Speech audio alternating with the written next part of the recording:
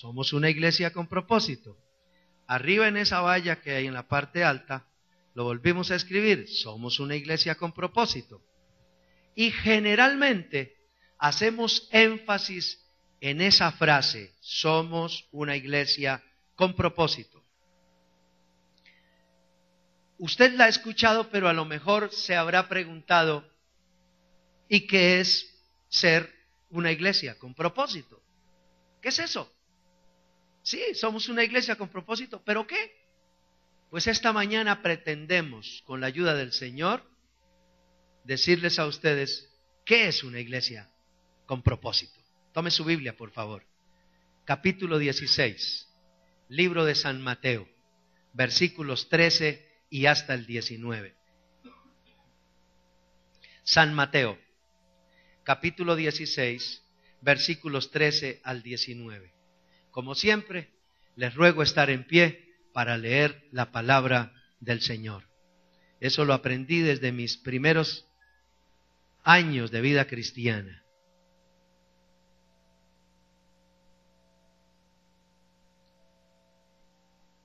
Dice así la palabra del Señor. Viniendo Jesús a la región de Cesarea de Filipo, preguntó a sus discípulos diciendo, ¿quién dicen los hombres que es el Hijo del Hombre? Y los discípulos dijeron, bueno, unos dicen que es Juan el Bautista, otros dicen que es Elías, otros que es Jeremías, y algunos dicen que es uno de los profetas. Y Jesús les preguntó, ¿y ustedes qué dicen que soy yo? Respondiendo Simón Pedro dijo, tú eres el Cristo, el Hijo del Dios viviente. Entonces le dijo Jesús, bienaventurado eres Simón Pedro, hijo de Jonás, porque no te lo reveló carne ni sangre, sino mi Padre que está en los cielos. Y yo también te digo que tú eres Pedro, y sobre esta roca edificaré mi iglesia, y las puertas del Hades no prevalecerán contra ella. Y a ti te daré las llaves del reino de los cielos, y todo lo que atares en la tierra será atado en los cielos, y todo lo que desatares en la tierra será desatado en los cielos. Señor Dios nuestro, te pido por favor que tu Santo Espíritu nos asista de una manera especial, para que podamos con toda solicitud, reverencia, respeto y buena actitud recibir tu palabra, que seamos edificados con ella, para tu gloria y tu honra. En el nombre de Jesús, amén y amén. Siéntense, por favor. ¿Qué es una iglesia con propósito? Me parece que para poder definir qué es una iglesia con propósito, es necesario como mínimo definir qué es propósito. Sabemos qué es iglesia. La iglesia somos ustedes y yo. Y todos aquellos hombres y mujeres que alrededor del mundo hemos vivido un encuentro con Jesús. Él mora en nuestro corazón y hemos declarado que Él es nuestro Dios. Esa es la iglesia. ¿Pero qué es propósito? Fui al diccionario y propósito, dice el diccionario, que es la voluntad o intención para hacer algo. Eso es un propósito. Pero encontré otra definición que dice que propósito es un objetivo para ejecutar una acción. Eso también es propósito. Y había otra que me llamó la atención, que dice que propósito es la aspiración que se tiene para lograr algo. Y encontré una última que es la que me pareció a mí la más adecuada para nuestro diálogo esta mañana, que dice que propósito es la razón de ser de una actividad productiva. Esa me gustó más. Porque la iglesia Es un ser vivo, un ser activo. Para los días de Jesús, cuando se dio el diálogo del texto que leímos al comienzo, había entre la gente muchas dudas acerca de Jesús. Todos se preguntaban, ¿y quién es Jesús? Este es un hijo de un carpintero insignificante. ¿Quién es este? Otros decían, bueno, este es un fulano que viene por allá de Nazaret, en Galilea, y a la verdad de allá no sale nada bueno nunca. ¿Quién es este?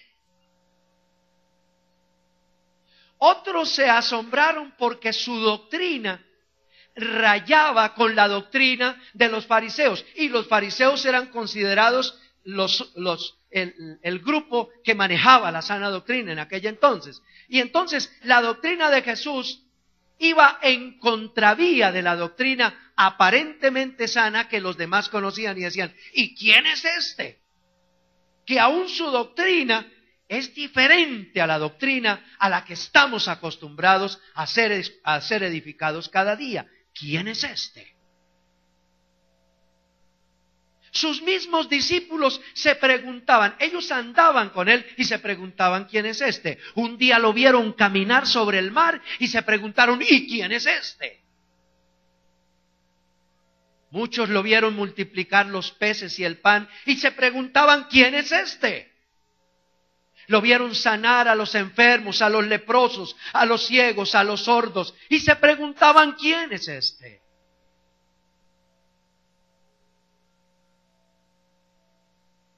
Y Jesús un día les dice a sus discípulos, ¿qué escuchan ustedes por ahí que la gente dice que yo soy?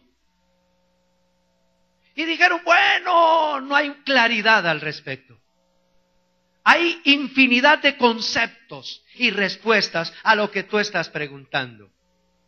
Entonces Jesús es más enfático y se dirige a ellos mismos y les dice, bueno, eso es lo que dice la gente de afuera. La gente tiene un pensamiento ambivalente de mí, una idea ambivalente de mí, pero ustedes, ¿qué dicen que soy yo? Hubo un profundo silencio. Casi un silencio sepulcral. Nadie de los discípulos tenía una respuesta para dar a quien les estaba preguntando, en este caso Jesús.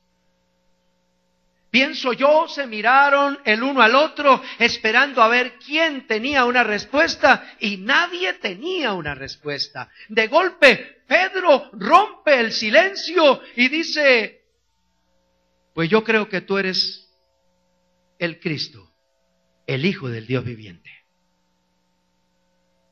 A lo que Jesús le dice, bueno, Pedro, estoy seguro que esa respuesta tuya no es de tu autoría. Esa respuesta que tú acabas de darme, tú no te la inventaste. Esa respuesta que tú acabas de poner sobre la mesa vino a ti por revelación divina. Es que ni Pedro sabía.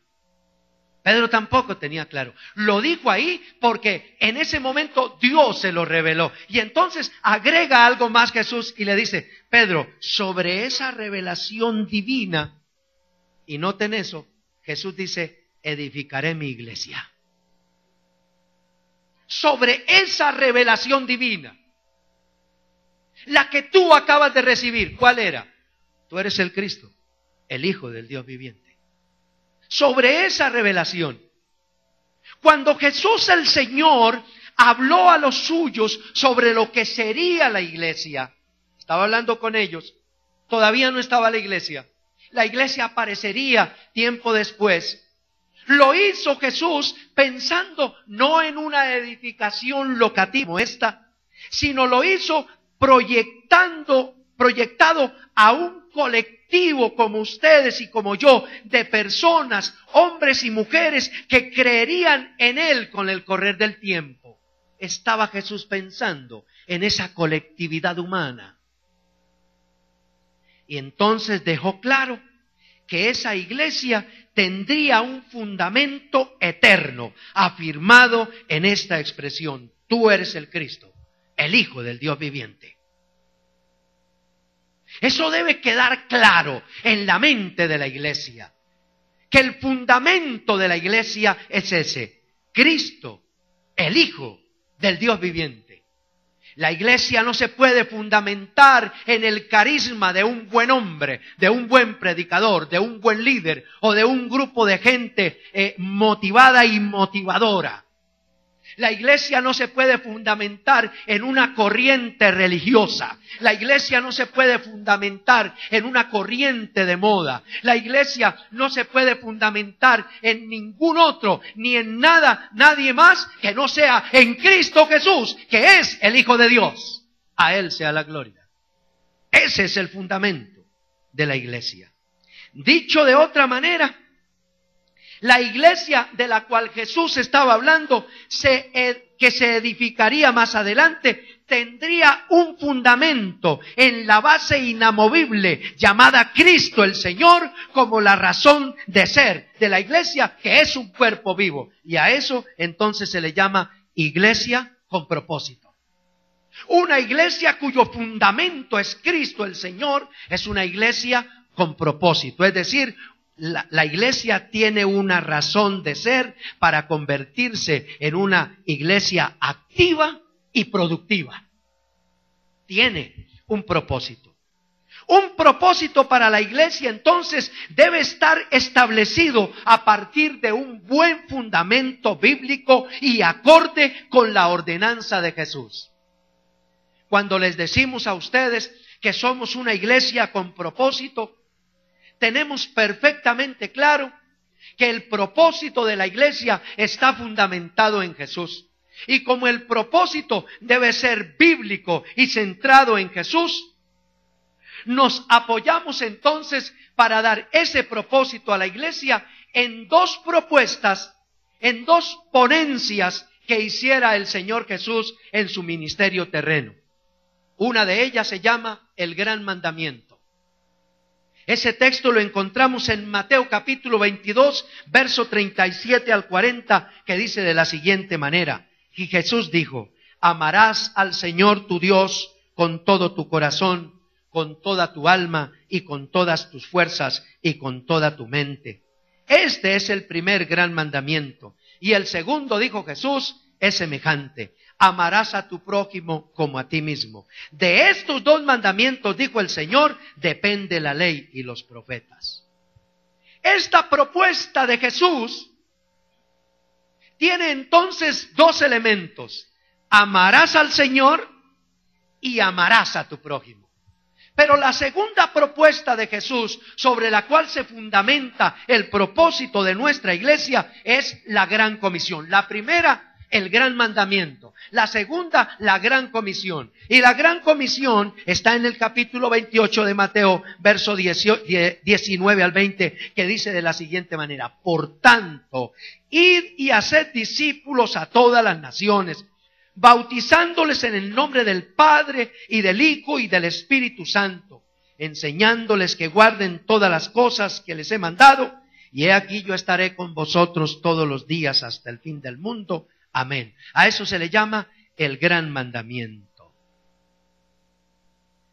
Como la iglesia local, aquí, afirmamos de manera permanente que somos una iglesia con propósito, permítanme entonces dejar con ustedes la mejor claridad sobre ese propósito que está basado en la gran comisión y en el gran mandamiento. La gran comisión entonces tiene dos elementos, el gran mandamiento tiene entonces dos elementos. El uno se llama amar a Dios sobre todas las cosas. Entonces, una iglesia con propósito debe ser una iglesia que ama a Dios sobre todas las cosas.